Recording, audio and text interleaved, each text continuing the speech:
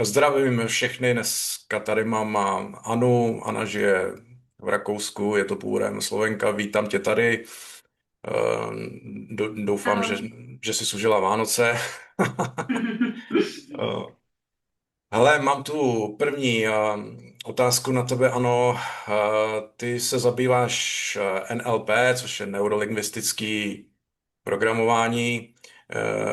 Já si pamatuju, já jsem kdysi četl knížku od Neila Strause, The Game, hra se jmenuje tak ta kniha a on tam právě zmínil tuhle tu techniku, že se ji učil taky a že mu to právě pomáhalo jako v interakci s ženami mimo jiný. Jak jinak to může lidem pomoct, nebo může to pomoct třeba v partnerských vztazích, jako muži vůči ženám, nebo i třeba naopak? Myslíš si, že jako jaký to má dopad na člověka, který tohle se začne učit to NLP? Tak ja si myslím, že NLP je veľmi vynikajúca pomôcka, hlavne pri komunikácii, pretože tá učí viesť procesy systémovo. A tým pádom je to nejaký systémový proces, ktorý je reálny a je hlavne bez ilúzií. Takže ak má nejaký chlap problémy s tým, že si nemôže nájsť partnerku, tak mu to odporúčam, aby vyskúšal NLP techniky. Mohli by sme ísť do príkladu, napríklad, že pri NLP komunikácii alebo pri NLP technikách sa využíva mentálna inventúra. To je, že si pomenuješ hlavne na začiatku, že ako to vlastne mám, že čo je môj problém. V našom prípade je to chlap, ktorý má ťažkosti nájsť si partnerku. Takže pomenujem si ten problém, ako to je, aké sú moje silné stránky, aké sú moje slabé stránky, ako je to momentálne so mnou a povedať to hlavne bez kritiky, ale reálne, ako to je, bez nejakého skresľovania a tak ďalej. No a keď už má ten chlap tú mentálnu inventúru urobenú, tak v NLP sa využíva nejaká štruktúra procesu a tým pádom tá prvá štruktúra procesu je vytvoriť si nejaký cieľ. V našom prípade je to, že hľadám si nejakú tú ženu. Tak ten cieľ si musíš aj vedieť pomenovať konkrétne, akú ženu hľadám. A to je veľmi dôležité, lebo ja si myslím, že veľa chlapov, nielen chlapov, ale aj žien, absolútne nevie, koho hľadajú. A idú proste na to s nejakou tou ilúziou, že nejako to ten osud spraví. No nie, my potrebujeme na to nejaký ten systém, ako si nájsť tých správnych partnerov a preto je dôležité si pomenovať. Takže nehľadám len ženu, ale akú hľadáš tú ženu. A ja napríklad využívam na to systém DEAL. Takže reálne sa pozrieť na to, aké sú moje realistické ciele. Ja nehľadám chlapa. Ak som ja nejaký človek, ktorý nie je športovo založený, ale vyhľadávam si partnera, že mám nejaké vysoké nároky, že chcem mať partnera, ktorý bude mať dokonalú postavu, ktorý bude chodiť do toho gymu a venovať sa sám sebe. A tu by si človek mal položiť tú otázku, že čo ja mu na margo toho môžem ponúknuť ako žena, ktorá nerobí žiaden šport. Takže nejaký deal tam musí byť, ten balans tam musí byť medzi tými dvoma ľuďmi. Neviem, ako to ty vidíš. Rozumím, a když bys řekla jakoby nějaká jakoby definice přímo to NLP, jako je to neurolingvistický programování jako pro nějakého lajka, prostě jakoby pár vět, prostě definice, co to vlastně je, jakoby, když to řekneš jako pro člověka, který neví prostě o co jde, jako co to přesně konkrétně je vlastně. Jestli to dokážeš jakoby definovat jednoduše nějak. Jo, Neurolingvistické programovanie, takže využívať. Veľa ľudí nazýva neurolingvistické programovanie aj nejaký manipulačný spôsob komunikácie. jo, jo, jo, jo. Takže ja by som to aj takto pomenovala, ale nie tým spôsobom, že my to chceme negatívne tých ľudí manipulovať, ale Rozumím.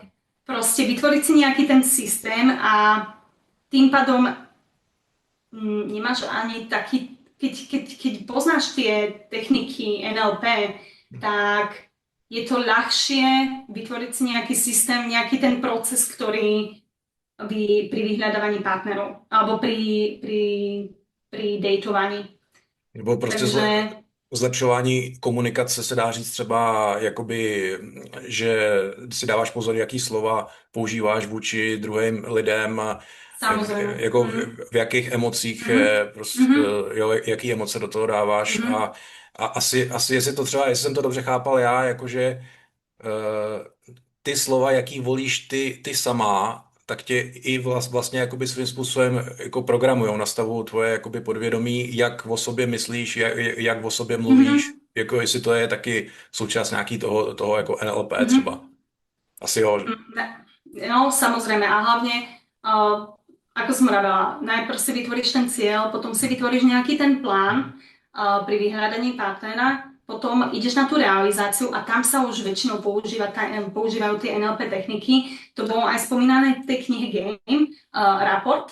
Mhm. Takže vytvoríš si nejaké to naladenie na partnera. A tu sme už presne na tých konkrétnych prípadoch, ako je Rapport, že naladenie sa na partnera, tým pádom, že ak nejaký tvoj partner rozpráva, alebo ten človek, s kým sa chceš naladiť, rozpráva rýchlo, tak aj ty sa snažíš rozprávať rýchlo. Mhm. Nejaký spôsob zrkadlenia, mirroring. Keď ja sa viacej usmievam, tak ty sa taktiež usmieváš. Alebo mirroring je, že napríklad ona sa napije, Mhm. a Mhm. ty sa po Mhm. nejakých tých 3 minútach taktiež napiješ, takže robíte si nejaký ten súlad medzi sebou a tým pádom môžeš už potom cez ten pacing, volá sa to pacing, naladenie sa, a potom môžeš ísť už na ten leading, takže vedenie. A Mhm. vtedy už môžeš sa konkrétne opýtať tej ženy, že chceš ísť so mnou na drink alebo moje číslo a tak ďalej. Takže je dôležité zvoliť tie správne slova Mhm. a Mhm. hlavne naladiť sa na tú osobu. Určitě, určitě. A ty si teda, můžu se dostat k té další otázce. Ty jsi zmínila už tu knihu Neil Strauss, hra The Game, ty si i kousek vlastně přečetla, že jo? Mhm. Jak to na to působilo jako na ženu, protože tam je to z pozice mužů vůči ženám. Působilo to na tobě docela realisticky, nebo tě tam něco překvapilo, nebo i šokovalo, nebo bys řekla, že to je jako pro ty muže konkrétně dobrá věc? Mhm. Takže ja mám z tejto knihy prečítaných nejakých tých 100 strán, takže neviem to úplne, že posúdiť ten celý dej, ale je to kniha napísaná spôsobom ako Charles Bukowski Mhm. a tento dej o tom osamelom chlapovi a tak ďalej, trocha cynizmu a tak ďalej, je mi to známe a mám rada takéto knihy, takže ja by som ju odporúčala aj túto knihu prečítať si ženám, pretože môžeš vidieť ten iný pohľad muža na to, ako to oni majú, pretože dosť často aj pri ženách alebo pri chlapoch sa pozerá iba na to, ako to vidí napríklad chlap pohľadom chlapských očí alebo žena pohľadom ženských očí. A preto ja som ten fan, že pozrieme sa na to z perspektívy, ako to má jedna osoba, ako to má jedno pohlavie a ako to má to druhé pohlavie. Tá kniha je typický dej, že osamelý chalan, osamelý chlap, zúfalý chlap chce si nájsť nejakú partnerku, avšak má s tým problém, že nájsť si nejakú tú partnerku. A ten Neil Strauss hovorí o tom, že pozri, ja mám na to nejaký ten proces, nejakú tú game a takto to sa hrá a takto to budeš hrať. Takže znova sme pri tom procese, pri tom systéme a preto on tam spomína hlavne tie NLP techniky, pretože ono v živote máš mať nejaký ten systém. A Mhm. ja som preto veľký fan z toho, aby keď máš nejaký cieľ, tak choď krok po kroku po nejakom systéme, aby si to dosiahol.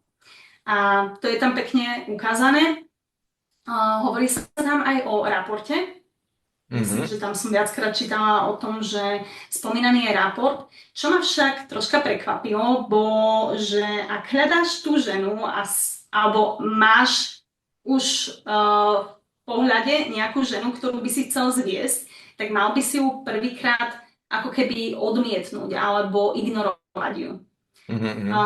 Tam toto bolo spomínané, že má sa viacej rozprávať so svojimi kamarátmi a zo začiatku ignorovať tú ženu, až potom prísť k nej. Myslím si, že to je také 50/50. Nie u Mhm. každej ženy to funguje, pretože je mnoho typov žien alebo mnoho žien, ktoré majú rozličné vzorce z detstva a to je veľmi ovplyvniteľné, ako oni budú potom reagovať na takéto stavy. Ja ti poviem napríklad príklad zo mňa, z môjho detstva, je, že môj otec bol alkoholik a bol úplne že neprítomný v rodine. On potreboval tú pozornosť, on si vyžadoval tú pozornosť, tým pádom tie malé deti, akože ja, dieťa, som nemala tú pozornosť od môjho otca. A preto som si tú pozornosť musela nejakým spôsobom vybiť, hej, vydobiť a tak ďalej, zapáčiť sa mu. Snažila som sa mu stále zapáčiť. Môj otec miloval hudbu, tak som mu tam spievala ako dieťa a tak ďalej.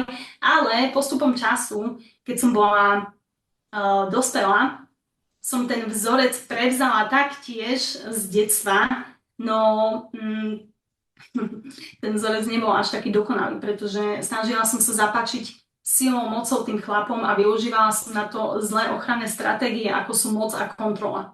Mhm, mhm. Tým pádom som sa kontrolovať tých chlapov a tak ďalej, lebo som mala to v detstve tak zautomatizované ako pri otcovi. Keď som otca vedela skontrolovať, aby nepil ten alkohol, tak som mala väčšiu pozornosť od neho. A túto kontrolu som potom robila aj s mojimi bývalými partnermi, čo samozrejme, že nebolo dobré. Mhm, Hoci robila som to možno tak do 25 alebo mhm, 20. Takže dosť dlhú dobu. Hoci som študovala pedagogiku, mala som skúšky z psychológie, ale nevedome som využívala nejaký vzorec z detstva, ktorý mi absolútne už potom nepôsobil alebo neslúžil. Až potom, keď som sa viacej začala tomu venovať, osobnému rozvoju a tak ďalej, som pochopila, že jasné, toto mi už nefunguje. No a čo sa týka toho odmietnutia, tak teraz mám na to úplne že iný názor. Viem, že tento vzorec, to vydobiť si tú pozornosť od nejakého partnera mi už neslúži a viem, že tak ako u otca mi to neslúžilo a doteraz som nezískala jeho pozornosť, tak tým pádom chlapi, ktorí ma ignorujú na začiatku, nie, že by som ich ja ignorovala taktiež, ale myslím si potom, že OK, tak asi ho nezaujímam, tak idem sa venovať niekomu, kto má tú väčšiu pozornosť u mňa, hej?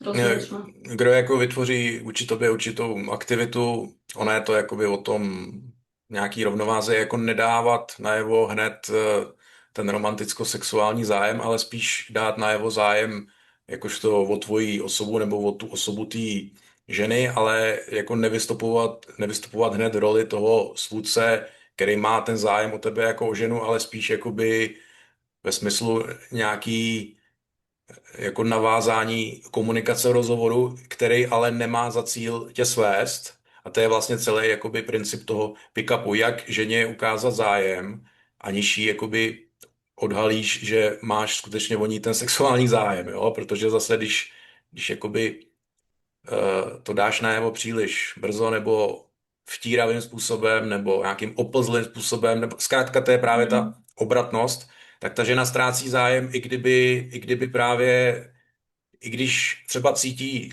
atraktivitu vůči tomu muži, ale on udělá nějakou chybu, jo, třeba nějaký přílišný vyjádření citu, nebo že jí hned začne kupovat drinky, nebo že, jo, to je právě ten princip té hry, ale zase, když ji bude ignorovat a jenom se na ní koukat, tak to asi taky s ní nikam nedotáhne, jo, takže tam je furt, mm, ten chlap furt hledá jakoby balans, rovnováhu, jak vám vlastně vyjádřit ten zájem, aniž by to jakoby přepálil, aniž by prostě došlo k tomu odmítnutí, že moc tlačil na pilu, takzvaně, jo, se to říká, jakoby, mm, jako v českém jazyce, mm. jako moc tlačil na pilu a ona vlastně utekla, takže on hraje trošku tu hru a je to na jednu stranu trošku takový, když se nad tím člověk zamyslí, jakože ty lidi to musí dělat, jo, ale ono to tak prostě je, no.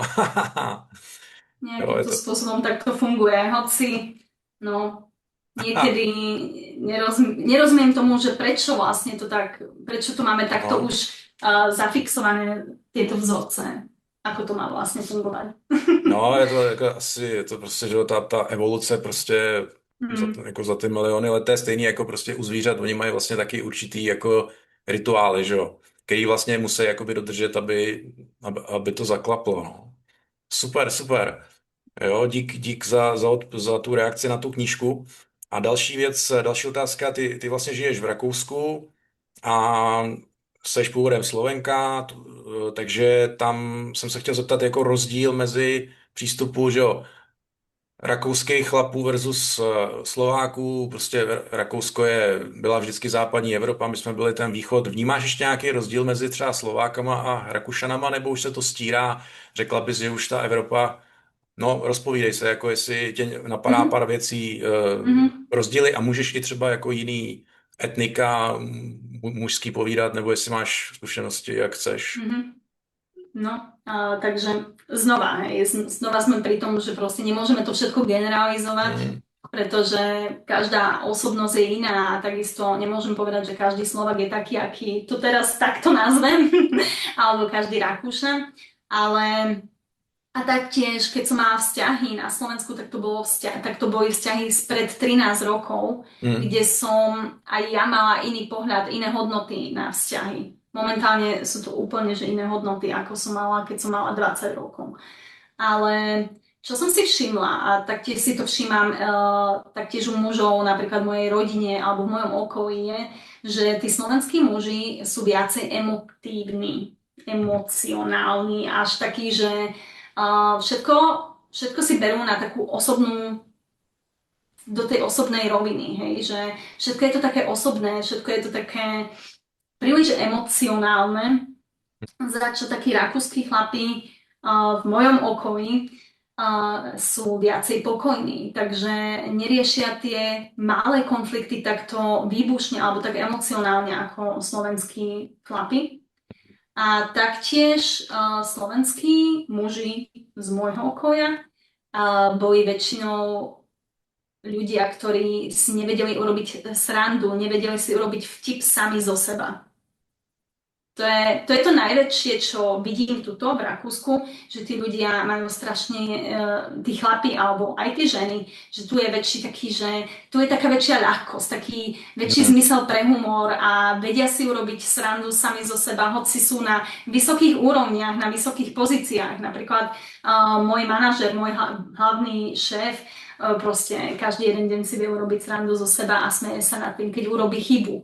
A to je to, čo som ja napríklad na Slovensku nevidela. Hoci možno, kebyže bolo to 13 rokov predtým, takže možno je to teraz iné, ale to už neviem posúdiť. Ale to jo, sú tie dve faktory, ktoré často vnímam, že takto to je. A keďže ja som taktiež na vedúcej pozícii a v mojom oddelení moji zamestnanci sú väčšinou sú len muži a z iných etník, tak toto taktiež vidíš, že tam sú veľké kultúrne rozdiely. Napríklad ja mám veľa zamestnancov z Afganistanu a tak ďalej. Tak tam vidíš, že majú iný pohľad na tú ženu a ja ako žena vo vedúcej pozícii mám to troška ťažšie, ale dá sa to. A na to využívam hlavne ten NLP systém, ten pacing, to naladenie sa na tej osoby a potom ho môžem lídovať. mm, Predtým, dokým hlavne tá kultúra, ako sú muslimská kultúra, z Afganistanu, tí zamestnanci, kebyže ja ako žena by som im dala hneď povely, bez toho, aby tam neboli medzi nami tie sympatie predtým, tak oni by mm, tento povel by nezobrali vážne. mm, mm, mm. Ale keďže riešim to tým NLP spôsobom a týmto pacingom najprv, tak dá sa to ľahšie. Uľahčilo mi to aj prácu v zamestnaní. Využívať Rozumím. NLP. No, koukám, NLP má dosah do všech sfér života, Mm, no. Ještě je zajímavá věc, tyhle ty etnika třeba ze středního východu nebo ze severní Afriky, řekla bys, že jsou i vůči ženám jako sebevědomější, jako že jsou přímočařejší, nebo jako asi to sebevědomí vystupování vůči ženám, jsou si jako sebejistější než třeba evropský kluci, nebo bys řekla, že to je zase individuální, jakože že to je člověk od člověka. Nebo tam vnímáš, že se vůči tobě chovají trošku sebevědomejší všichni, jo, tyhle ty etnika. nie, Ne. nie. Vôbec nechovajú sa. Podľa mňa oni sa viacej, možno, že sa budú takto chovať ku ich ženám, v ich Rozumím. kultúre, takto sebavedomo. Hmm. Ale tuto už je možno sú už viacej integrovanejší do toho, Hmm. alebo proste som im nastavila tie hranice. Pretože ja si myslím, že tie ženy v ich kultúre nemajú nastavené takto hranice ako ženy z európskej kultúry. Určitě je to jinak, Takže to no. bude to. Tak ty jsi vlastně vůči nim jako nadřízená, takže tam se to zase vyvažuje, že jo? Mm, Rozumím, rozumím. Dobře, dobře. A vlastně ty už si předtím zmínila trochu, jsi byla jako otevřená s tím tvým otcem, tak vlastně další otázka je, jestli souhlasíš s tím, že vztah ženy s jejím otcem do velké míry ovlivňuje její vztahy s muži. Jo? Jako celkově vzory rodičů, jak nás ovlivňují po mm, celý život a jestli jako věříš tomu, nakolik se to dá změnit jakoby vědomým úsilím. Jo, samozřejmě mhm. myslím teda, mluvím o ženách, ale samozřejmě chlapa ovlivní ten táta a ta máma taky, takže to je vice versa, Isto. jo. No. Isto. Nás ovplyvňujú tie vzťahy, Hmm. ktoré sa učíme už v primárnom detstve. Myslím, tuším, že dokonca až do 5 rokov, alebo do 5 rokov je to najviacej ovplyvniteľné u nás. Hmm. A hlavne, ako vidíš, ako máš potom, zoberie si, ako vidíš ten vzťah mami a otca v tom rannom detstve. Že či tam Mhm. vidíš tú lásku, že či tam vidíš, ako komunikujú medzi sebou. Hmm. A keď to je všetko zdravé, keď je to všetko v harmonii, tak aj ty v dospelosti budeš si vyhľadávať tie harmonické vzťahy. Hmm. Avšak keď to bolo v detstve už úplne, že tam bolo to v nejakej tej nerovnováhe, napríklad ako som to mala ja, odkiaľ som sa mala naučiť lásku, keď môj otec prišiel domov opitý a stále kričal len po mojej mame. To Hmm. proste tú lásku som sa tam vôbec nemala ako naučiť. A, a škoda, že ani v školách alebo nikde v iných inštitúciách nám to neukázali, že ako to je, Hmm. keď tie rodiny sú takto poškodené. Moja matka to tak tiež nemala sa odkiaľ naučiť, že ona robí niečo zlé, ona sa snažila ako mohla. A preto samozrejme, že ovplyvňuje to vzťahy, aj tie vzťahy, ktoré budeš mať v dospelosti, napríklad ako moje, hej, tam som využívala proste nefunkčné ochranné stratégie pri chlapoch, ako je ochrana a moc a kontrola. A to bolo hrozné, proste. Samozrejme, aj ja som patrila do toho typu žien, ktoré boli žiarlivé a kontrolovali chlapov, za čo sa momentálne hanbím, ale dá sa to zmeniť, hej. Dá sa to zmeniť, ak vieš si popísať, ak vieš si pomenovať svoj vzorec, ktorý si mal, tak potom ťa ten vzorec prestane ovládať. A to je presne ten coaching, to je ten mentálny tréning alebo mentoring, ktorý, keď proste človek nie je na to sám a vždycky môže vyhľadať nejakú tú pomoc, ak chce, ale dosť veľa ľudí ostáva tak či tak v tých starých vzorcoch, pretože sú im známe a je to ich nejaká tá komfortná zóna, proste nechcú sa zmeniť. Preto aj dosť veľa žien, ktoré sú, ktoré boli proste u rodičov, kde otec nebol absolútne prítomný, alebo otec nejako bil matku a tak ďalej, tak ostávajú vždycky pri týchto chlapoch. A potom sa Mhm. divia, že prečo, lebo oni ani tie ženy nedajú iný krok, že nebudú vyhľadávať iné typy. A myslím si, že aj žena, ktorá, dajme tomu, má vzorec super rodina, kde je bohatý otec napríklad, hej? Že otec je ten, ktorý zabezpečil rodinu finančne a tak ďalej. Tak samozrejme, že aj tie jej budúce vzťahy budú si vždycky nevedomo si bude vyhľadávať chlapov, ktorí sú veľmi dobre na tom finančne, pretože jej nervový systém, dajme tomu, je to 20-ročná slečna a jej nervový systém 20 rokov žil v istote. Takže nebude si vyhľadávať teraz nejakého zrazu chlapa, ktorý nemá žiadnu pokrytú finančnú stabilitu, pretože ten neurónový systém by keď začal kričať, že preboha, čo robíš? Že ty ma chceš teraz akože dať na pospas nejakej tejto nebezpečiu, hej? Takže ono, niekedy si to ani neuvedomujeme a máme tie zautomatizované vzorce z detstva. Určitě, takže pakliže furt ty vztahy selhávají nebo to, tak je asi docela dobrá myšlenka se zaměřit na ty rodiče a i třeba na ty naše předky a začít se v tom trošku hrabat, jako proč táta byl Mhm, takový, jaký byl a proč to s mámou se dělo to a asi mhm, tam si myslím, že člověk se může reálně podívat sám na sebe, protože my vlastně, my moc rodiče neposloucháme, co nám říkají, ale my vlastně kopírujeme ty vzorce, který vidíme, jak se chovají. Že jo? To je prostě, Mhm. to se nám vlastně jako, to je ten imprint, ten otisk do té naší hlavy a následně se to pak přenáší do toho našeho běžného života. Že jo? To hlavně teda těch vztazích asi. Ale myslím si, že i třeba ve financích je to jako ultra Mhm. silná věc, jo? Že prostě rodiče, který šetřili, tak ty budeš celý život šetřit, rodiče, který rozhazovali, tak je pak těžký si vytvořit vlastně finanční disciplínu, že jo. No, to je velice zajímavý. Áno, áno. A Kdo? hlavne, preto hlavne si to vedieť pomenovať. To je to prvá vec, proste zistiť tú príčinu. Hmm, A tá príčina, väčšinou potrebuješ na to nejakú druhú osobu, ktorá sa na to pozrie z tej vtáčej perspektívy, ktorá sa na to pozrie nie subjektívne, ale skôr objektívne a vidí, že aha, tam je to. A potom to ide, hej, potom sa to nejako dá zmeniť. Ale hlavne dôležité je, že človek sám musí chcieť. A tak to je naprostá to je pravda. prvá vec. Jo, dokud nechce člověk sám, tak vůbec nemá šanci začít tu realitu vnímat, že jo, že Mm. to je jako naprosto jasná věc, no, jako bez, jako pomož si sám a bude ti pomoženo, že jo.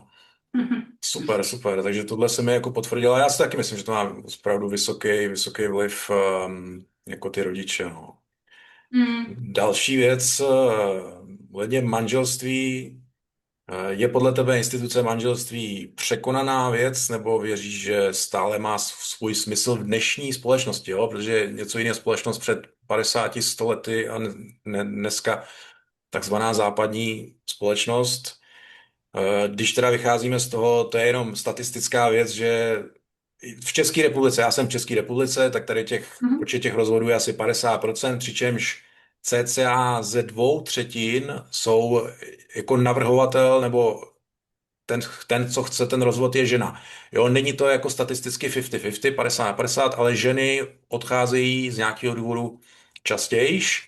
A otázka je tedy, jestli, jak ty třeba můžeš i osobně nebo i obecně, ale Mhm. jako jak vnímáš manželskou instituci, je to ještě dneska těm lidem k něčemu, nebo už je to překonaná věc?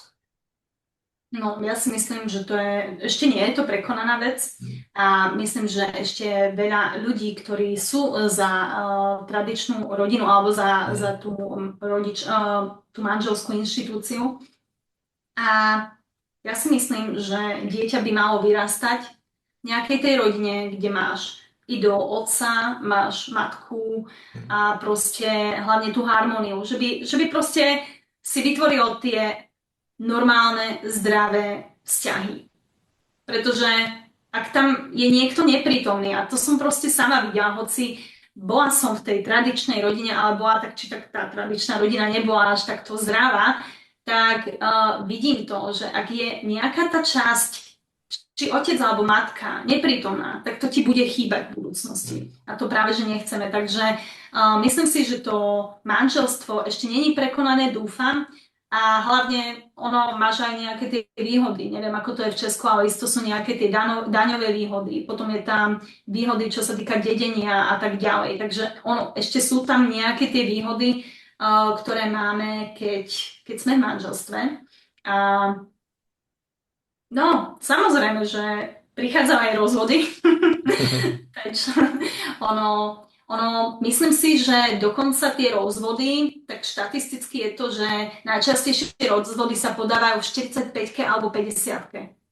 Takže keď je človek cirka v strede svojho života a začínaš bilancovať svoj život, že čo sa mi tam stalo, aké boli moje ciele, dosiahol som to, čo som túžil a tak ďalej, tak vtedy ľudia začínajú bilancovať. Ženy sú v tom pritom viacero expertky ako muži, pretože ženy viacej analýzu vzťah a tak ďalej.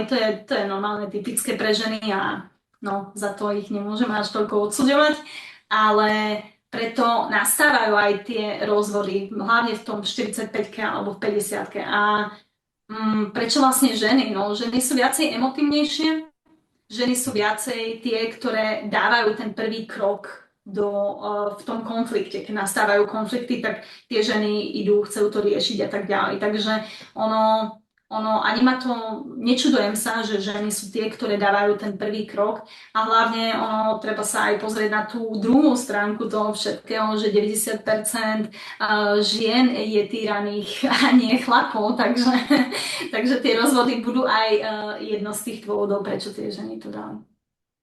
Jo, tak jako logicky, no chlap je, že jo, silnější jako fyzicky No, jasné. mnohonásobně. Jako výjimečně se asi stává, že by si chlap nechal líbit, že jo, nějaký, jako to zase Mm, dává smysl, jako že asi naprostá minorita chlapů si nechá líbit nějaký násilí, ale mm, jako pravda je, že psychicky to můžou jako taky skončit špatně, jo? To není jako, že by jenom ta žena, ale i ten chlap může dopadnout blbě, jako, ale on není ublížený fyzicky, ale psychologicky ho to může srazit taky velice masivně, jo? jasné, Třeba nějaký ten toxický jasné, vztah, nebo samozrejme. no, to je jako to. Mm, Takže manželství jo, ale možná, že jo, když to vezmeme jako racionálně, pragmaticky, třeba kdyby se vdávala, tak možná nějakou předmanželskou smlouvu, nebo si prostě, jo, když představ si hypotetickou situaci, máš 10krát tolik majetku než ten partner, že tam je nějaký disbalans majetkový, tak asi si jako by si schránila možná mm, svůj vlastní majetek, že jo. mm, Si myslím, že asi, samozrejme. jo, že Samozrejme. A myslím, myslím, že to isté by som navrhla aj môjmu partnerovi. Keby som hm, mala napríklad teraz partnera, ktorý má svoj vlastný byt a tak ďalej a viem o tom, že sa snažil, on proste si našporil tie peniaze a tak ďalej, tak myslím, že je to nefér, že teraz keby sme išli do toho manželstva a potom by mi ten byt patril taktiež a tak ďalej, že nie je to až tak fér. Takže samozrejme, že by som buď aj moje peniaze, alebo aj jeho peniaze, že by sme išli 50 na 50, no, 50-50. rozumím, takže ten přístup je Takže, spíš pragmatičtější a jako není to mm, tak, že bys řekla, že jsi romantička ve smyslu já do toho jdu všema prostě jako naplno a nepřemýšlím nad nějakýma důsledkama, protože momentálně teď jako cítím, že si ho chci vzít, že jo, tak jako mm, rozumím, no, tak to mm, je, mm, já jsem spíš taky pragmatika, většina chlapů už dneska spíš k tomu, myslím, přistupuje taky pragmaticky, mm, ale znám i chlapy, který opravdu sdílejí jako všechno napůl, že do toho šli i v dnešní době, jo? Takže ono je to furt jako individuální. No. mm, Tak to no, jo, tak to jo. No. A další věc, ty sama seš na sociálních sítích, které otázka je, jak vnímáš vliv sociálních sítí na vztahy mužů a žen. Je to, bych řekl, dost věc, která ty vztahy ovlivňuje. Ty sama jsem viděl, že se vyloženě neprezentuješ nějak jakoby viditelně, jakoby hodně mm, fotek, videí, že je to spíš takový diskrétní, ty tvoje profily naopak některé jako ženy, ty instagramové hvězdy a tak dále, dostávají obrovskou pozornost od těch mužů. Myslím si, že samozřejmě jedna věc je, když je to na business, jo, že to používají na mm, podnikání. Dokonce jsem si všiml, že to spojujou třeba, že jako realitačka využívá jako té fyzické krásy na jako nalákání víc jakoby klientů, ale dá se jakoby to třeba schovat za to, že se to týká biznesu, jo. Ale pak jsou ženy, které vyloženě milují tu online validaci ve smyslu, mm. že se rádi ukazujou.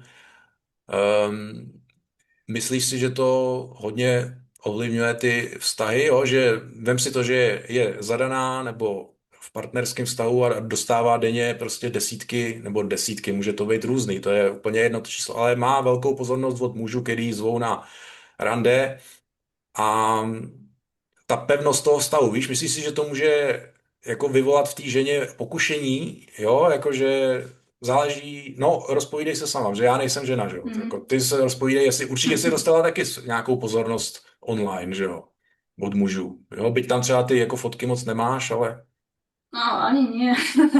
Avšak. No dobre, ale tak záleží aj na situácii. Ak máš už, ak tvoj partner ide do toho vzťahu a vie, kto si, mhm. tak potom on to musí akceptovať, pretože on vie, do čoho išiel, ne? Takže skôr by som sa na to pozerala tak, že prečo vlastne túži táto žena po tej vysokej pozornosti? Prečo túži po tej vonkajšej validácii, hej?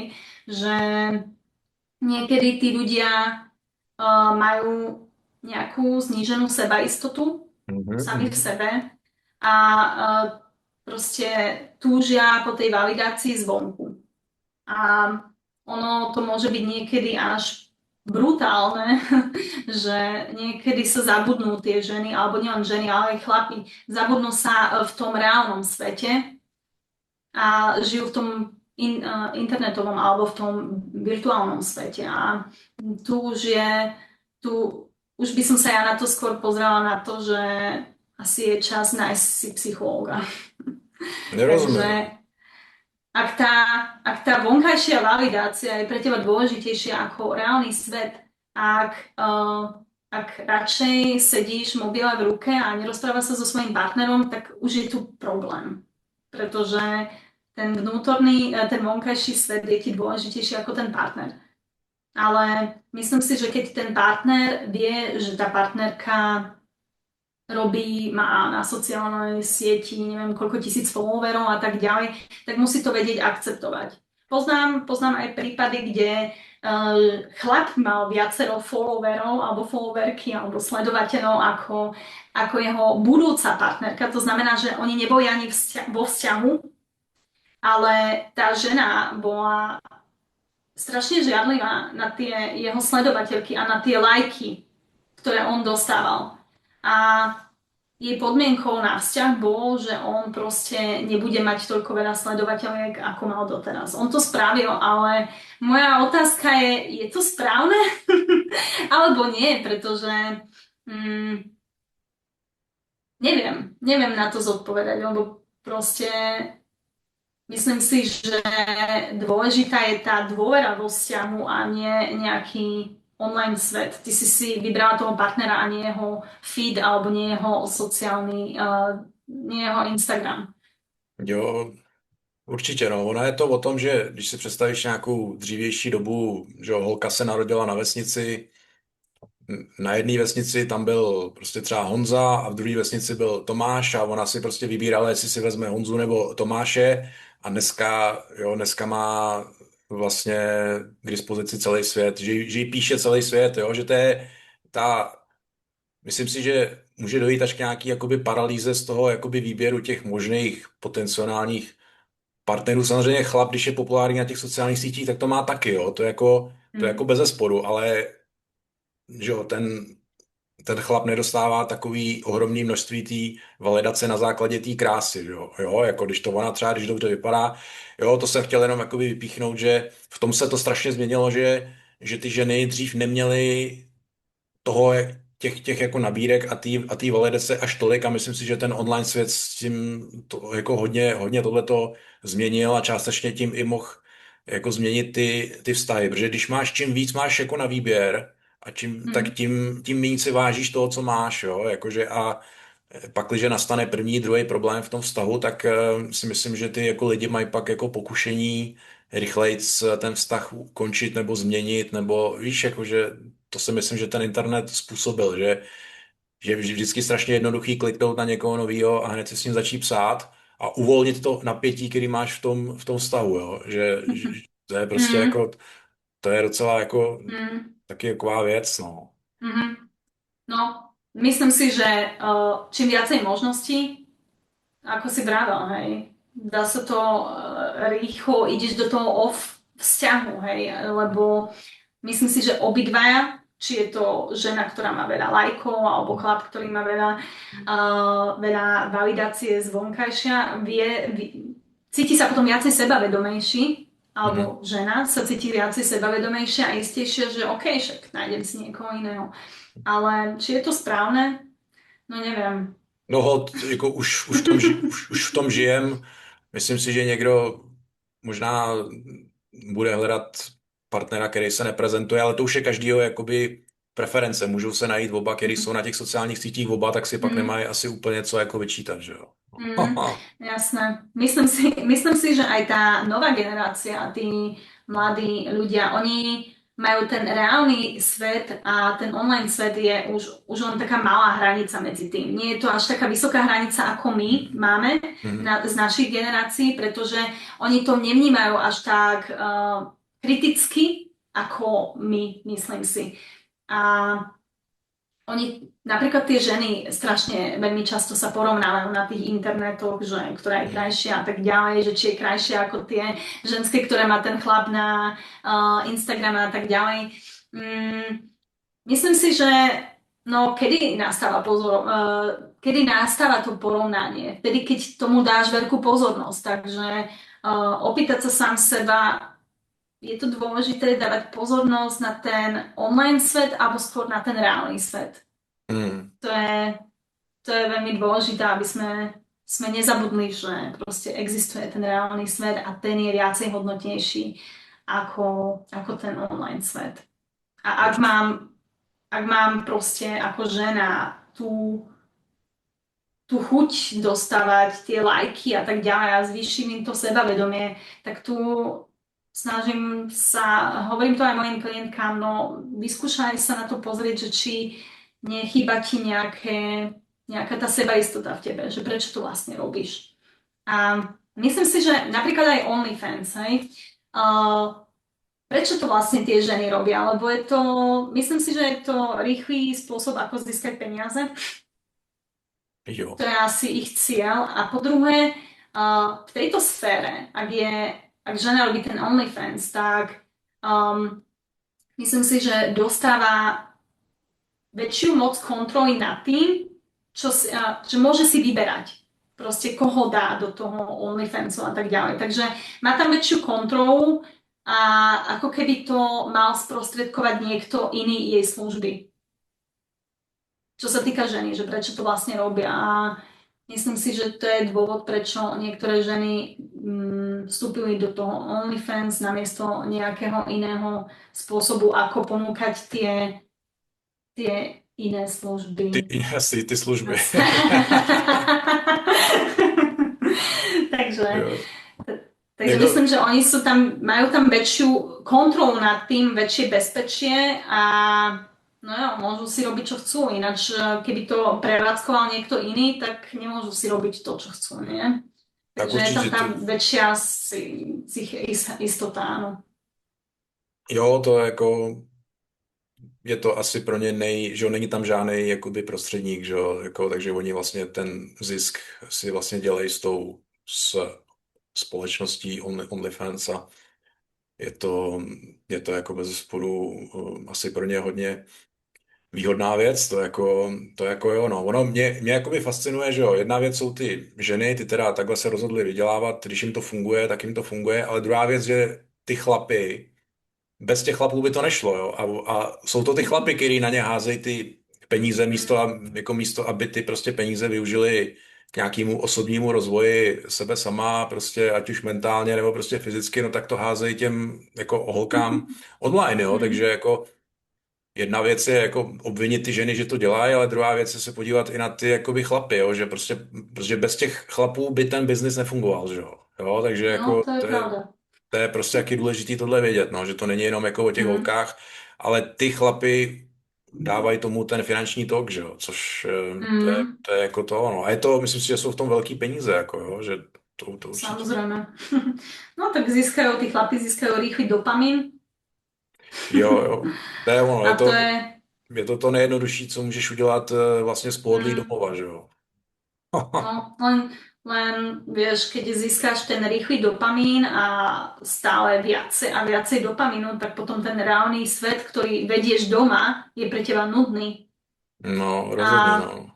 A to by sa aj tí chlapi mohli nad tým troška zamyslieť. Nielen chlapi, OnlyFans využívajú aj ženy, ale mohli by sme sa nad tým zamyslieť, že čo mi je vlastne vôbec dôležitejšie mať proste vzťah, reálny vzťah, lebo ono je to reálne, aj tie social media, všetko nám dávajú taký strašne rýchly dopamín, že potom nás prestávajú baviť jednoduché veci, ktoré máš v živote, v reálnom živote.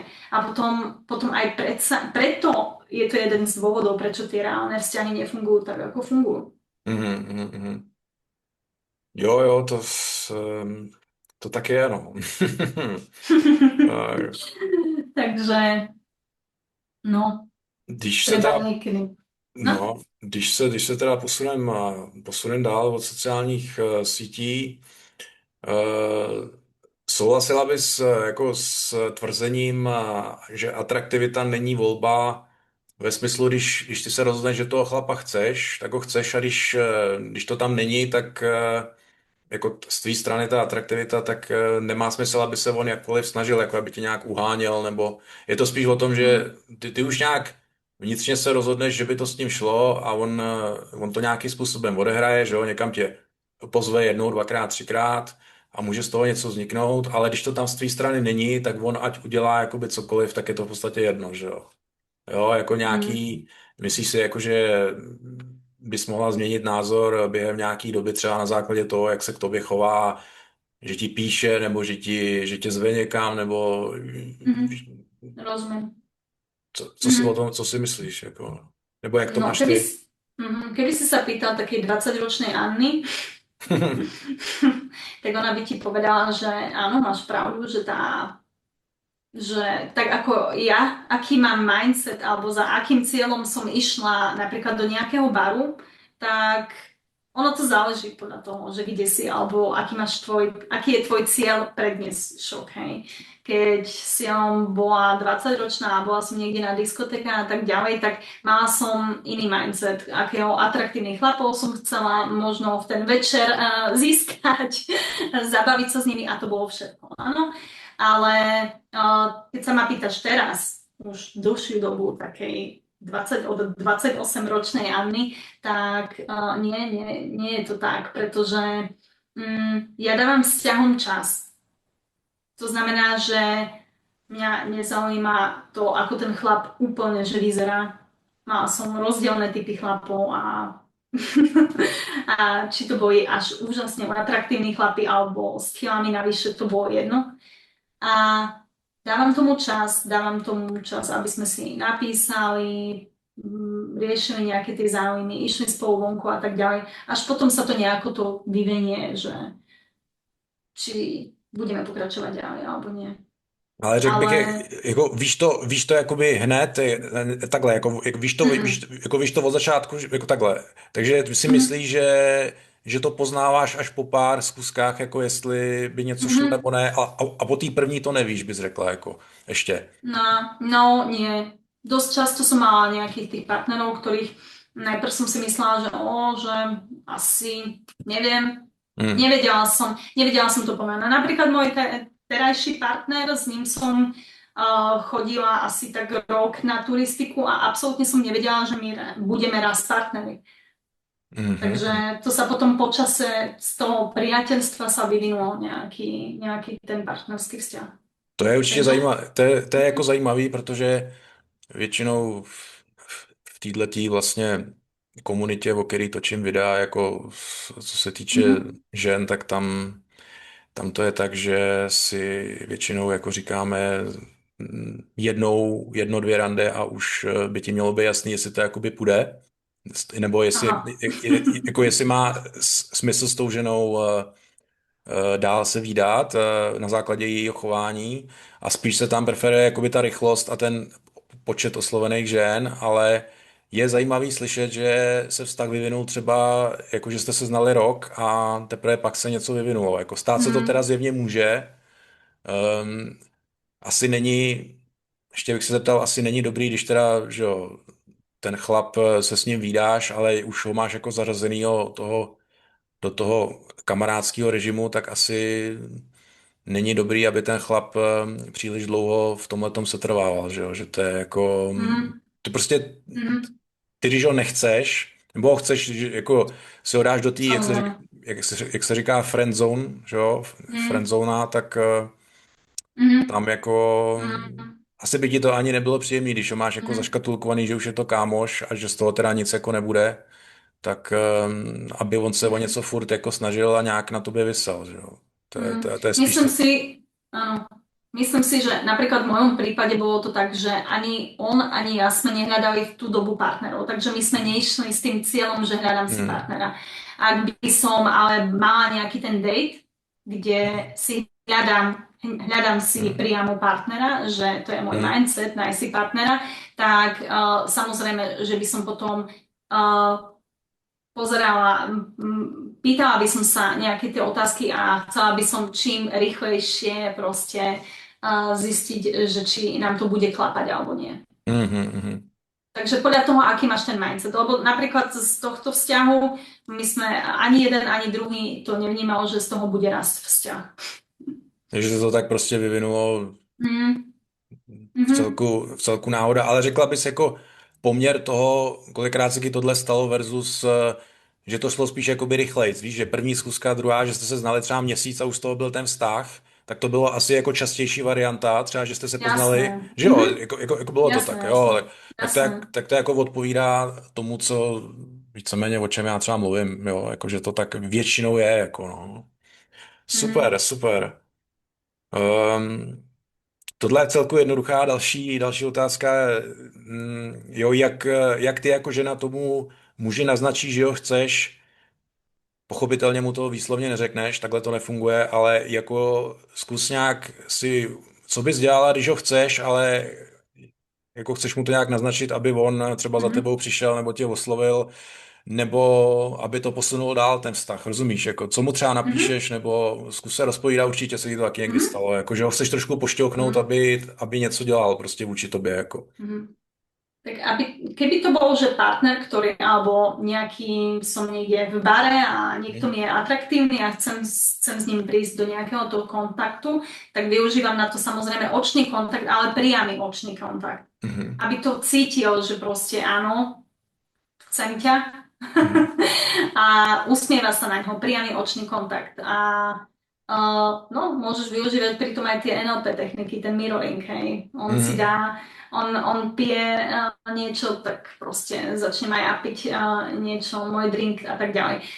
Keď som nad tým tak rozmýšľala, ešte nikdy som neskúšala, myslím si, že ešte nikdy som nepozvala chlapa sama na drink, Mhm. ale podľa mňa mohlo by to byť zaujímavé, ak by to žena spravila. Podľa mňa by to bol tiež zaujímavý, taký celkom pekné gesto. Mhm. Kebyže sa žena pozve toho chlapa na drink a myslím si, že bolo by to potom taká v ľahkosti komunikácia by potom bola. Takže očný kontakt Mhm. a samozrejme potom, ak by som s tým chlapom sa rozprávala, tak pýtam sa ho, zaujímam sa o neho. To je niečo, čo možno chlapa taktiež by mohol, ten chlap by mohol to vnímať, že aha, že ona má záujem, že chce so mnou niečo mať. Alebo napísať. To som väčšinou robila. Ja som napríklad väčšinou napísala chlapovi, že bola som napríklad s mojim bývalým partnerom, s ktorým som bola potom 5 rokov, sa mi zdá, tak začalo to tým, že ja som mu ako prvá napísala, potom ako sme boli niekde na party, tam sa mi on zapáčil a potom som mu napísala, že no čo robíš, nejdeme večer vonku. Takže si udělala takový jakoby trošku první krok, Mhm, se dá říct. jasné. Ale je to spíš výjimečný, že jo? A jako, proč si myslíš, že ty ženy ten první krok nedělají? Je to z toho důvodu, že se necítí komfortně, že ani nevědí proč, že prostě vy jakoby čekáte, co on udělá. Je to samozřejmě Mhm, jako evoluce, jo? Že prostě chlap je mhm, ten jakoby lovec mhm, a vy vlastně jako čekáte, co mhm, on udělá. Vlastně jakoby vaše mhm. zodpovědnost je udělat se atraktivní a odpovědnost toho chlapa je Potvrdenie. prohloubit ten vztah, jako jo, prostě. A myslíš si, že to takhle je, nebo jako necítíš se komfortně ho zvát někam často, nebo že jo, je to, jako není ti to Mhm, přirozený asi jako pocitově, že jo, nebo mhm. emocionálně, nebo se necítíš dobře asi při tom, jako, nebo... Ja si myslím, že neviem kto, či to boli ženy ženám, alebo myslím si, že to boli samé ženy ženám, ktoré dali ženám túto nálepku, že ak urobíš ten prvý krok, vyzeráš byť ako ľahká ženská, Mm, mm, ako rýchlo dostupná žena a dotieravá a tak ďalej. Myslím si, že to spravili samé ženy ženám, pretože keď som sa pýtala môjho partnera, že či to tak vníma, keď žena napíše ako prvá, že Pane Bože, tá je ľahká, ona mi hneď mm, napísala. Žiaden chlap možno to tak nevníma. Vnímajú mm, to ženy same, čo je veľmi vtipné, pretože podľa mňa chlapi to tak vôbec nevnímajú, že keď žena urobí prvý krok, je to niečo ako, hneď ju bereme ako ľahkú ženskú dostupnú. Takže je to vhodné, keby ženy si to konečne uvedomili, že ono to tak nie je, ale Myslím, že hlavný dôvod sú rozprávky z detstva. Hmm. Keď si pozrieš, všetky rozprávky sú o tom, že princ prišiel na blielom koni a priniesol a zobral si tú slečnú Popelka napríklad. Typický príklad. Tie Hmm. ženy, keď sú faninky týchto rozprávok ako Popelka, tak ostávajú doma na zadku sedieť a nerobia žiaden ten prvý krok, lebo čakajú, dokým príde ten princ na bielom koni, nie? A Jo. to je škoda, že takéto rozprávky nás proste vyformovali, hej? Taktiež Do, aj, no, do, môžeš. do velké míry jo, no, jakože ty si myslím tyhle ty fairy tales a tyhle ty různý Mm. příběhy, ale ty si vlastně zmínila ten rytíř na bílém koni, tak jako, jako některý chlapi se rádi do něj jakoby pasujou, jo, takový ty zachránci těch žen a že prostě je to hodně opravdu jako iluzorní věc, no, jako já si myslím, že spoustu chlapům by se jí jakoby ulevilo, kdyby ta ženská udělala nějaký první krok, samozřejmě, když to není vtíravým způsobem, zase tam strašně hraje roli, jako aby to nepřepálila, ale Mm. to hraje roli i od toho chlapa, jo. Ale moje osobní zkušenost byla třeba jako v Severní Americe je to jako trošinku, ty ženy jsou víc jakoby otevřený třeba udělat ten první krok, ale v zásadě z mý životní zkušenosti a myslím si všech chlapů je, že jako v drtivé většině případů ten chlap jako to musí rozehrát on, aby jako zkrátka někam došel, aby si našel ten vztah, že je to jakoby jeho vlastně odpovědnost, ale je možný, že se to někdy třeba v dalečejší budoucnosti jako změní, že ono se to už teď dost jako mění, že ty ženy jsou víc a Mhm. víc jako že jo, tak ten feminismus a ta jako rovnoprávnost, ale jako zajímavý je, že přestože všichni mluví o jako rovnoprávnosti feminismu, tak furt jako v naprosté většině případů v těch vztazích ty ženy jakoby čekají, jo, na ten prvotní impuls od toho muže. Jo, je to jakoby tak, no, Mm. že prostě furt je to velice hluboko jako zakódovaný, tohle to si myslím, no, No, jakože pravda je, no že, sú, no, že jako maskulinní chlap by se asi nechtěl nechat uhánět, jo? Že to je jako nepřirozený, aby to ona, jakoby, víš, jako celý vzala to si jako úplně neumím mm. představit, že by ona všechno měla, jakoby, půjdem tam a tam, tak si vlastně pak Mhm. si jakoby už prohazují ty vlastně role a tam se Mhm. dostáváme na to, jakoby, pole vlastně té západní společnosti, že se to opravdu začíná všechno, jakoby, překlápět trošku z hůru nohama, jo, ale asi je to dost do velké míry evoluční věc, ale zároveň i ta z těch, že jo, ty pohádky, jak jsi to zmínila, nebo tohleto, že, že to máme nastavený z toho jakoby dětství, jo, že prostě princezna vlastně čeká, že jo. Mm. No. No, aj keď si to vezmeš napríklad u rodiny alebo rodičia, hej, keď boli nejaké tie party alebo rodinné nejaké tie party, tak väčšinou kto dával tie prípitky, bol to otec. Takže už Hmm. aj v detstve sme to videli, že proste iniciátor je vždycky otec.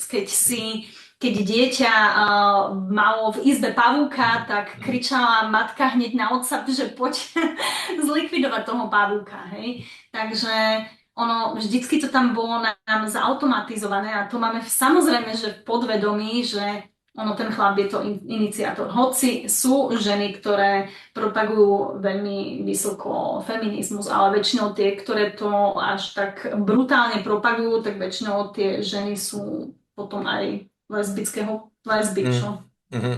Jo, to dává smysl, no, že tam už je to Mm. pak úplně trošku jakoby jinak všechno, no. Mm. Jo, tak to bylo určitě zajímavé, to jsou vlastně ty role, že jo, že jako feminismus jde jako proti těm rolím, když jako ta tradiční sféra, nebo ty náhledy tradiční mluví o těch, jako, že ty role nejsou špatný, jo? Že prostě ženy Mm. inklinují k určitým rolím a muži inklinují k určitým rolím a jo, jako k tomu se ještě dostaneme, k tomu mám nějaké otázky, k tomu tradičnímu uspořádání. Super, super, Mm. tak.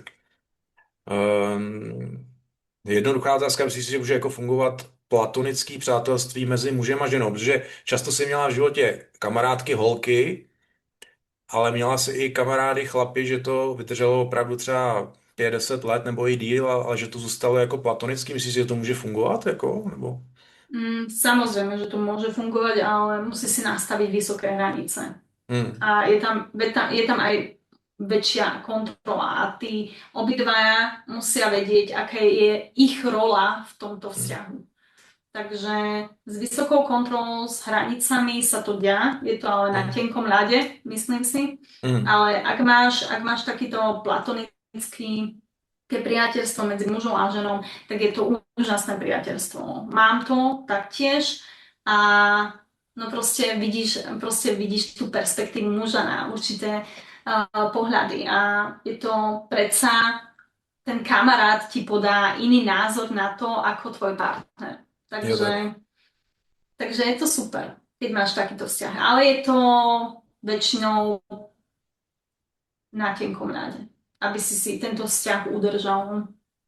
Asi to musí být tak, aby tam nebyla ta atraktivita z jedné strany, aby třeba ideálně vůči sobě tu atraktivitu necítili ani jeden, a že by byli, pak by to možná, jako i Mm, věřím tomu, že to, no, já mám tu zkušenost, že třeba dokud mají něco společného, třeba, že spolu chodí do školy nebo někam chodí za nějakou zálibou, sport nebo něco, že jako drží pohromadě, tak to jde, že to má jakoby nějaký to pojítko, mhm, ale jako jakmile třeba z té školy vyjdou ven nebo to přestanou dělat, tak se to jakoby rozpadá. A je to, a často si myslím, že v drtivé většině případů jako ten jeden chce víc než ten druhý. Víš, jako že ten jeden chce to přátelství a ten druhý cítí, že to je hodně jakoby těžký si to jakoby nastavit, si myslím, dlouhodobě, víš, ale mm, je zajímavý slyšet, že jako že to tobě funguje, jako že ten platonický mm, vztah, že několik let, že to třeba máš, jako no. mm. Je zajímavý, takže to jako není úplně science fiction. Nie, ale musia tam byť na tie hranice nastavené, no. Přesně, To jo, je... z obou stran si prostě respektovat ty hranice, které byly dané a jako nepokoušet se o Mm, nic, prostě, jasno. mhm. Jo, Ak ti záleží na tom človeku ako človeku a chce si to strážiť a chce si to chrániť, tak budeš o to bojovať, aby sa ten vzťah udržal čo najdlhšie. Ja mám napríklad taký vzťah od 15 rokov, 15 ročná som bola, takže 15 ročno, 15-20 rokov už mám takýto vzťah s jedným kamarátom. a funguje to, jako jo, prostě A vídáte funguje se, to. jste nějak v No väčšinou kontaktu. online, No, väčšinou online momentálne, ale sme v kontakte. tak Mhm. ono je důležitý, aby to ten chlap prostě jako nebral, že jako jednoho dne, že spolu jakoby budete, ale musí to brát realisticky, že teda ne, Mhm. nebudeme spolu, ale Mhm. máme něco, ta Mhm. komunikace nám obou něco dává, že jo, pak to jako má Mhm. určitě smysl, že jo. Áno, možno, že ja mám tie výhody, že ja som 800 kilometrov preč od neho a, a ten človek vie, že nikdy v živote by neprišiel pracovať niekde v Rakúsku alebo čo, tak ono to je tak ľahšie, realisticky videné, že OK, tak to bude len vzťah ako platonický vzťah. Možno je to tá výhoda, neviem. Rozumím, rozumím. Jasný, další věc, to je jako otázka o těch emocích. Souhlasíš, že pro tu ženu je nejdůležitější, jak se s tím mužem cítí, její emoce v jeho přítomnosti. Ty vlastně rozhodnou o tom, jestli vznikne vztah nebo sex nebo něco, jak se cítí. Jako, že to je všechno o těch emocích, že jo? Jak se cítíš. Řekla bys, že to tak je, že to je to nejdůležitější v tom první, druhý, třetí Mm, rande? tak aký vzájomný pocit, alebo aký pocit vo mne evokuje ten chlap, tak to Tak, je tak. dôležité, pretože ak cítiš nejakú tú negativitu, alebo vidíš, že proste ten chlap, lebo ono to vidíš, že proste keď má niekto záujem o teba, alebo nie.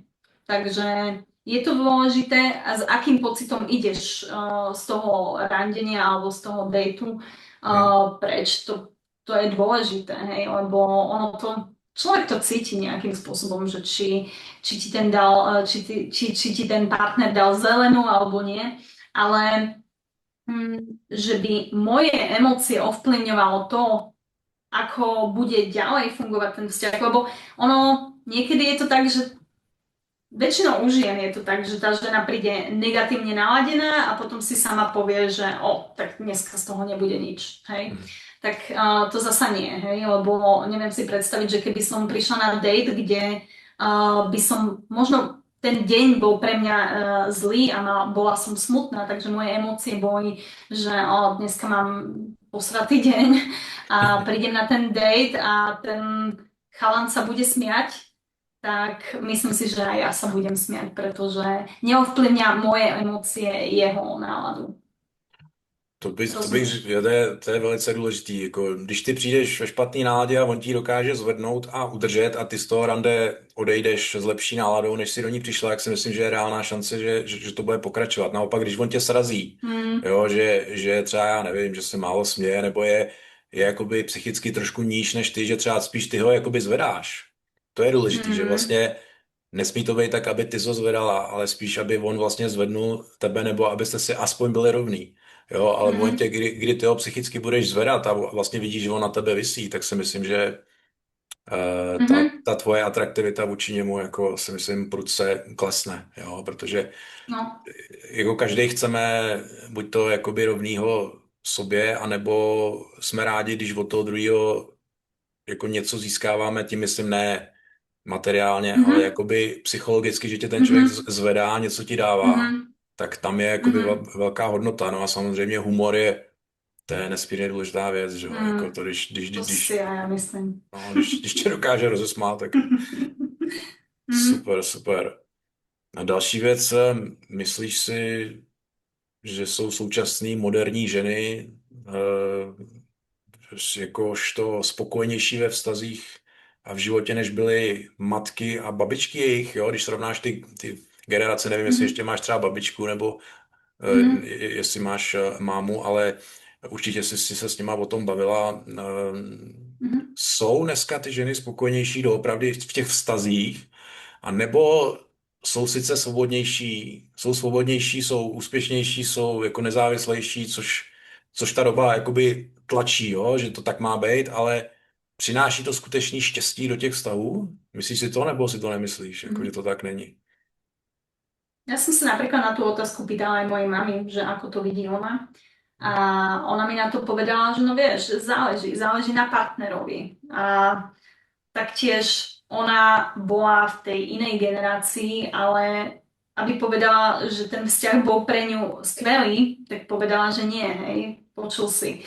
Ona mala dosť neprítomného partnera, alkoholika a tak ďalej. No a keď som sa jej opýtala, že no, ale bol otec nejako viacej, cítila si sa byť submisívna v tom vzťahu, alebo prečo si nebola taká šťastná vo svojom vzťahu? A ona mi na to povedala, že nie, že ona nebola submisívna, ona si mohla taktiež robiť, čo chce, hej, takže Hmm. tie mala právo byť ženou, mala právo na všetko, ale proste tie vzťahy minulosti boli inšie ako dneska. Tie vzťahy boli väčšinou to manželstvo bolo urobené väčšinou z tých finančnej stability a tak ďalej, zabezpečiť rodinu a tak ďalej a to bol ich cieľ. V dnešnej dobe sú tie vzťahy viacej náročnejšie z pohľadu na to, že žena v dnešnej dobe sa vie sama finančne ubezpečiť. To znamená, že čo je super, pretože základná fyziologická potreba istoty je zabezpečená a tým pádom vo vzťahoch sa neboje o nejakú finančnú potrebu a tak ďalej. A preto, keď žena je sama stabilná, to znamená uistená sama, môže zarábať peniaze, môže mať svoj vlastný byt a tak ďalej, tým pádom má možnosť vyberať si aj iných partnerov, hej. Takže ide do toho, skôr tie vzťahy v dnešnej dobe sú skôr také, že pozeráme na to, že či ten chlap je tvoj emočný oporný bod, či tvoj chlap je láskavý k tebe a tak ďalej. Toto sa v minulosti až na toto sa nebralo taký veľký vplyv, myslím si. Minimálne u mojej rodiny, alebo u mojich rodičov, alebo u mojej babky taktiež. Um, mala partnera, ktorý bol alkoholik, no jasné, tak tie roky boli taktiež depresívne, tie druhá svetová vojna a tak ďalej a tí chlapi to riešili, depresiu riešili alkoholom, hej. Hmm. Vtedy sa nevyužívali nejaké antidepresíva a tak ďalej, takže ono je to logické, že takto to bolo, ako to bolo. No a preto, či dnešné ženy majú to ľahšie vo vzťahu? No nemajú to ľahšie, pretože dávame väčší tlak na ten vzťah. My chceme všetko, hej? My chceme, aby ten partner nám zabezpečil lásku, aby nám zabezpečil, aby bol emočne stabilný, aby nám dal emočnú oporu a tak ďalej. A to sú niektoré tie atribúty, ktoré chlapi ešte v dnešnej dobe tak nemajú to, hej. Chlapi, tie generácie chlapov, ktoré ešte aj ja stretávam, tak oni boli učení, že chlapi nemajú plakať, chlapi nemajú byť padavky, chlapi nemajú ukázať tie emócie. Takže ono v jednom smere chceme, aby boli tí emocionálni pre nás, ale ono to ešte nie je takto, že tí chlapi sú až takí dobrí, emoční parťáci pre nás. To je to, jako ten ženský princip versus mužský princip, ale podle mě tu atraktivitu skutečně pocítíš, když on je jak skála, že on jako, ty jako nechceš mít jako doma druhou vlastně holku, která ti rozumí, protože jako on ti může rozumět, ale to pak už není tvůj chlap, partner, to už je Mhm, spíš tvoje jakoby kamarádka, vlastně se ztrácí ten, víš co, ta vlastně polarita, jo, že prostě, mhm, prostě maskulinní chlap není jakoby pod vlivem emocí, jako nedává je příliš najevo, čímž jako nemyslím, že je úplně totálně jakoby emocionálně zablokovaný, ale myslím si, že bys určitě nechtěla jako chlapa, který jako podléhá, jakoby, který reaguje na každou tvoji bouři, nebo jakoby, že když se třeba, víš, jako trochu rozčílíš, nebo když jsi rozrušená, tak asi bys úplně nechtěla, aby on jako na to reagoval tím způsobem, že se rozčilí taky, nebo asi mhm. nevím, Samozrejme, že nie. zkus si vizualizovat jako ty tvoje chlapy, jestli jako byly spíš, jestli to byl takový ten emocionální typ, anebo jestli to byl spíš takový ten tvrdší jakoby týpek, který až tak jako nenaskakoval na ty tvoje emoce, jako Mhm, nevím, zkus si to vizualizovat, mhm. jako jaký Tak ak ty, som no, Mm, no na Slovensku to bolo väčšinou tí emočné typy, ktoré proste ten konflikt, ale myslím si, že to bola aj chyba mňa, pretože tie konflikty som vyvolávala samozrejme aj ja tým, že hm, proste ideš na nejaké tie komunikácie s chlapom, ideš prostredníctvom kritiky. hm, A hm, to tiež nie je dobrý spôsob. Takže väčšinou tí chlapi boli takí, že emocionálne hm, reagovali na určité hm, konflikty a neboli tí, ktorí sa vzdialujú, stiahujú a chcú mať pokoj. Posledné vzťahy, ktoré som mala tu v Rakúsku, tak väčšinou to boli vzťahy, kde absolútne nebol žiaden konflikt. Takže hm, hm, neviem. Väčšinou to boli bezkonfliktné vzťahy, ale myslím si, že to záleží aj na tom, aký typ človeka si, hej, alebo že či vieš ty vôbec sama so sebou pracovať. Keď hm, vieš tú potrebu človeka, tvoje vlastné potreby povedať nahlas, zreteľne a zrozumiteľne, aby ťa ten chlap pochopil, tak myslím si, že nenastane ten konflikt. hm, hm, hm. Dobře, a další věc, když se dostáváme k těm tradičním hodnotám, ty sama bys, seš teďko ve věku, kdy už třeba možná jako přemýšlíš o založení rodiny, tak jak by ten model měl vypadat? Jako preferovala bys tu tradiční konzervativní rodinu ve smyslu, že ty seš doma s dětmi a partner se ekonomicky postará o všechno, to by ti vyhovovalo, nebo si myslíš, že to není to pravý ořechový jakoby pro tebe takovýhle model rodiny, jako starat se o ty děti a on zabezpečí všechno, když bys si to Mhm. představil? Tak, no ja si to viem perfektne predstaviť, že by som to spravila. Takže starať sa o domácnosť a o rodinu a byť v rodine, venovať sa deťom a tej výchove, Hmm. mm, no je to perfektný ideál, ale v dnešnej dobe, ako to, ako to chceme spraviť? Ak by som chcela tento tradičný model robiť, tak potreboval by môj partner mať minimálne 3 platy, pretože by musel zabezpečiť mňa, musel by zabezpečiť seba a samozrejme rodinu do budúcnosti. A trojnásobný plat v dnešnej dobe, no neviem, že či by to dokázal, hej. Takže ten model je skvelý, ale náš systém nie je na to prispôsobený, hej, v podstate. Takže mm, v dnešnej dobe to vidíš u bohatých ľudí, napríklad u bohatých športovcov, že tie ženy sú v domácnosti, Mhm. že tie ženy sú doma a chlapi sa starajú o tie rodiny. Takže Mhm. v dnešnej dobe je to skôr nejaký model high society, ktorí si to môžu dovoliť, ale Mhm. normálne rodiny si to kvôli týmto finančným problémom alebo finančnému pokrytiu nedokážu ani dovoliť. A, Mhm. a to vidím, tento problém vidím proste v systéme, že nedostatočne sa to podporuje finančne a tak ďalej pre tie rodiny. Žena proste bez toho, aby som nepracovala, no nedá sa to. Rozumím, takže bys třeba souhlasila s tím, když se řekne, že ty státy by mohly tu rodinu podporovat mnohem víc, jako celkově. Jo. Samozrejme. Třeba i Mm, jakoby z hlediska bydlení, prostě podpory lidí, mm, třeba daňové úlevy, prostě lidem, kteří mají děti, všechny možné mm, finanční, jakoby, že by to bylo lepší asi, že by to jako jasné. podpořilo ty vztahy, jasný, no.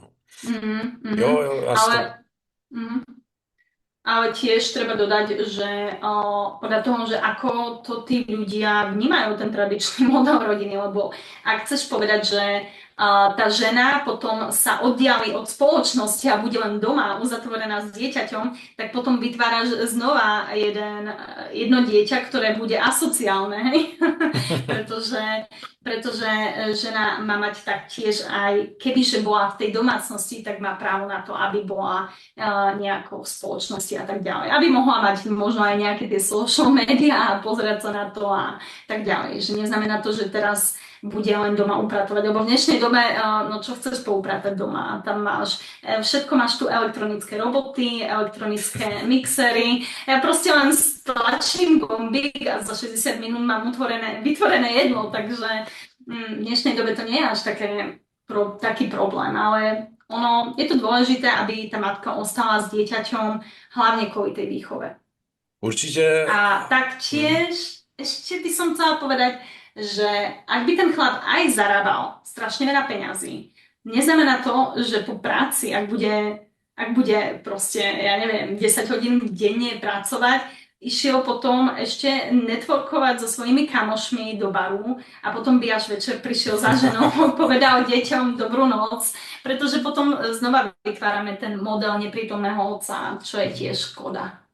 Jasně, Takže jakýkoliv extrém je jako špatně, že jo, to je jasný, no. mm, To je mm, určitě pravda. Já si myslím, že já jsem o tom mluvil i na nějakých svých videích, že jako těžko asi ta žena bude mít úspěšnou kariéru a zároveň asi bude úspěšná matka, že jo, že si musí asi zvolit jedno nebo druhý.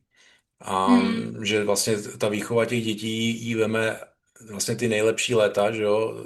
A jako dneska vlastně ženy se často obětují do těch 30 let té vlastně kariéře, ale zmeškají jakoby to mateřství, víš, nebo respektive často mm, vidíš jako ženy ve 40 letech, samozřejmě chlapi taky, jo, že jako nemají ty děti a pak už zjistí, že je dost jakoby pozdě, protože vlastně mm, to dítě ti veme strašného času, strašných zdrojů a jako je asi úplně nejde, aby ta žena budovala 10 let, že jo, od těch 20 do těch 30 nějakou pozici kariérní a ještě se o to stihla starat o ty děti, jo, že prostě tam si mm, myslím, že je dost velký rozpor v té společnosti, že na jedné straně říká té ženě jako jo, je ten společenský úspěch je alfa omega, ale jde to jako kontra vůči tomu mateřství, rozumíš, jo? Že, mm, protože mhm, to okno, kdy je nejvhodnější, aby měla to dítě, je třeba, dejme tomu, od nějakých 18 do 30 let a pak už vlastně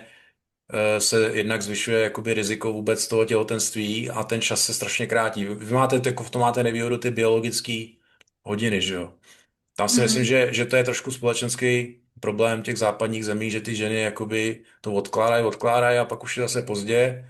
A jako ve 40 už vlastně zase ona jako nenajde takovýho chlapa, jakýho by si představovala, protože ten bude koukat po těch 25 letech. Víš, jak to myslím, jo? mm, mhm, Že ten čas je strašně cenná věc a myslím si, že spoustu lidí jakože o něj přijde, no? mm, V tom je to krutý, že ten čas máme všichni jenom jakoby omezený, jo.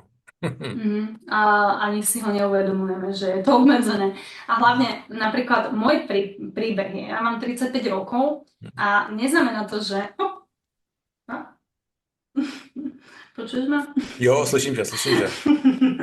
Takže ja mám 35 rokov a neznamená to, že chcem viesť nejaký kariérny rast. Hm. Ale uvedomujem si to reálne a logicky. Viem si vypočítať, koľko peňazí mi treba, aby som mala nejaký ten vzťah, hypotéku, rodinu a tak ďalej. A momentálny plat, ktorý mám teraz, mi nie je vhodný na to, aby som mala dieťa. Aspoň ja to takto vidím, hej, reálne. To je Mhm. ten môj strach. Neznamená to, že proste ja chcem mať kariérny rast, ale snažím sa môj plat zvyšiť na to, aby som si povedala, OK, teraz môžem ísť na matersku, pretože môj plat je dostatočne vysoký na to, aby som potom na rok mala 80% z môjho platu a tak Hm. ďalej a potom išla znova do práce. Hm. Ale uvedomujem si, že proste tie finančná, momentálny môj finančný post nie je dostatočne na to relevantný, aby som mala dieťa.